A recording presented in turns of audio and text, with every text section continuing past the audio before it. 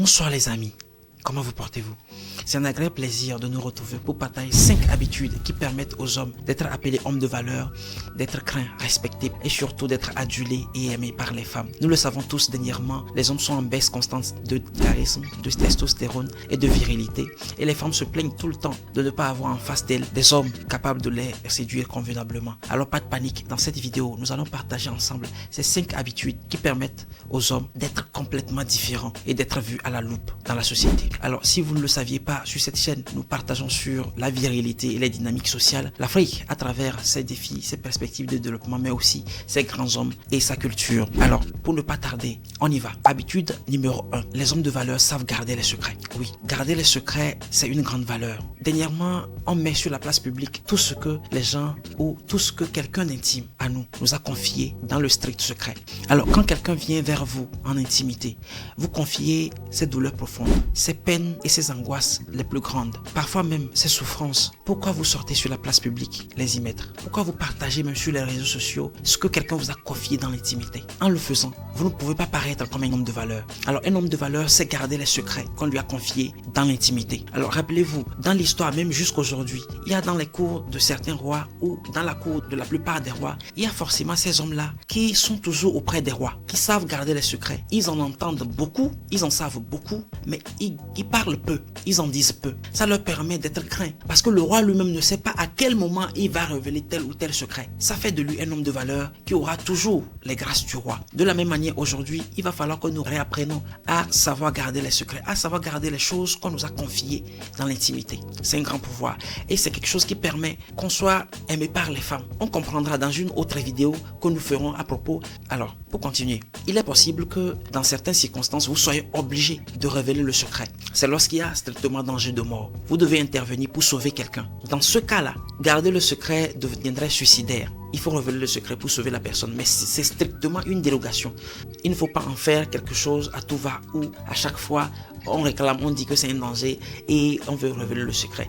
En fait, ce qui fait que les gens révèlent les secrets très souvent, c'est ce désir-là d'être important, cette manie-là d'être important plus que l'autre. On révèle les secrets de l'autre pour montrer qu'il n'est pas aussi grand qu'il fait paraître, mais ce n'est pas une bonne habitude. Il nous faut revenir dans le carré important des hommes de valeur. Il nous faut apprendre à garder les secrets. Habitude numéro 2. Les hommes de valeur ne créent pas des relations en désordre. Ils n'ont pas d'amis intimes. Ils ont soit des camarades, soit des partenaires, ou soit des alliés. Les camarades sont des gens avec lesquels nous avons partagé des choses importantes de notre vie. Nous sommes rentrés dedans peut-être positivement. Nous sommes dans le même secteur géographique où nous avons partagé des bancs d'amphi ou d'école et ils sont restés avec nous des gens avec qui nous partageons des choses. Mais il faut savoir partager des choses avec ce genre de personnes. On ne partage pas n'importe quoi, n'importe comment, avec n'importe qui. Alors la deuxième catégorie de personnes, c'est ceux que nous allons appeler les partenaires. Les partenaires sont parfois de services ou d'affaires. Nous avons peut-être des intérêts économiques ensemble ou des enjeux ensemble et des défis que nous devons relever. Alors nous pouvons avoir ces partenaires-là pour avancer, soit économiquement, soit financièrement.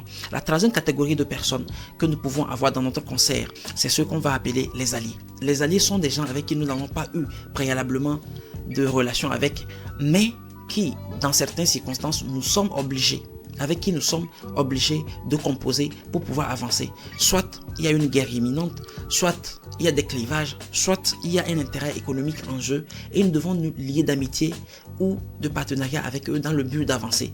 Ensemble, les camarades, les partenaires et les alliés forment avec nous ce que nous allons appeler le réseau. Personne ne peut aujourd'hui évoluer sans réseau. Il nous faut avoir des camarades, des partenaires et des alliés dans n'importe quel domaine de la vie, dans le domaine économique, dans le domaine de la santé, dans le domaine financier, même dans le domaine juridique, dans le domaine agricole. Peu importe le domaine, nous devons avoir des gens avec qui nous pouvons collaborer en tout temps et en toutes circonstances. Ensemble, ils forment avec nous le réseau et c'est important parce que sans réseau aujourd'hui, peu importe vos intelligences et vos compétences, vous n'irez strictement nulle part. Vous allez vous battre, mais vous ne dépasserez pas un certain niveau. Alors, si vous ne l'avez pas encore fait, abonnez-vous, activez la cloche de notification pour ne rater aucune de nos prochaines vidéos. Likez, commentez et partagez sur les autres plateformes, notamment TikTok, WhatsApp, Facebook, Instagram et autres. Habitude numéro 3. Les hommes de valeur savent se prendre pour pilier principal de leur propre vie. Qu'est-ce que nous voulons dire par là? C'est important pour un homme de savoir que la seule personne responsable de ses propres actes, c'est lui-même. Alors quand vous prenez quelqu'un d'autre pour pilier principal de votre vie, celui grâce à qui vous voulez construire toute votre vie, l'échafaudage même de votre grandeur. Quand cette personne vient à vous quitter, vous faites quoi? Très souvent, des hommes mariés prennent pour principal pilier de leur vie leur femme. Les Anglais appellent ça spouse and trade. Alors, quand vous confiez tout à votre femme, le jour où elle vous quitte, vous faites comment? Nous ne le souhaitons pas, mais très souvent les femmes vous quittent. Elles quittent, oui. En tant qu'homme viril, on doit apprendre à le savoir. Les femmes finissent très souvent par quitter. Alors, quand elles nous quittent, alors qu'on a fait d'elles le pilier principal de notre vie, qu'est-ce qu'il se passe? Nous allons nous écrouler. Alors, un homme de valeur sait se mettre en valeur. Il sait se mettre au centre de sa propre vie. Il sait se battre lui-même. Alors, il est possible, par exemple, que vous puissiez partager avec votre femme certaines choses. Vous l'écoutez et ensuite vous prenez la décision. Parce que la seule personne responsable, c'est vous. C'est vous le chef de foyer. Alors, il est aussi important de souligner qu'il y a des jeunes qui n'ont pas encore de femmes. Quand on est strictement jeune, on se bâtit, on se concentre et on avance. On ne prend personne pour pilier principal de notre vie. C'est ça qui nous permettra d'être connus comme un grand homme de valeur. Habitude numéro 4. Les hommes de valeur savent être stoïques et imperturbables. Le stoïcisme est né autour de 300 avant notre ère avec le grand philosophe Zénon et propulsé autour du XIe siècle par l'empereur romain Marc Aurèle. Alors, cette philosophie nous permet de nous construire un mental d'acier. C'est carrément une machine de guerre que nous devenons avec le stoïcisme pour triompher de toutes les difficultés de la vie et surtout pour être nous-mêmes un rempart contre la brutalité de la vie et de la réalité. Quand vous êtes assez stoïque et imperturbable, peu importe la situation qui vous arrive, vous triomphez. Alors j'ai du respect profond pour monsieur Claudel Noubissier qui a l'habitude de dire qu'il est strictement et formellement interdit de pleurer. Un véritable homme pleure pourquoi? En pleurant, la situation va se résorber?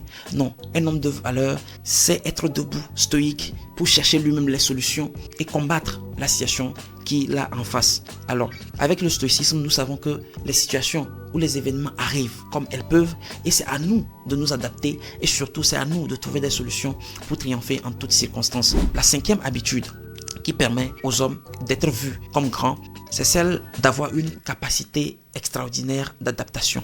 Elmancio Godson, un coach que j'admire beaucoup, a l'habitude de le dire. La capacité d'adaptation, c'est aussi avoir une intelligence situationnelle.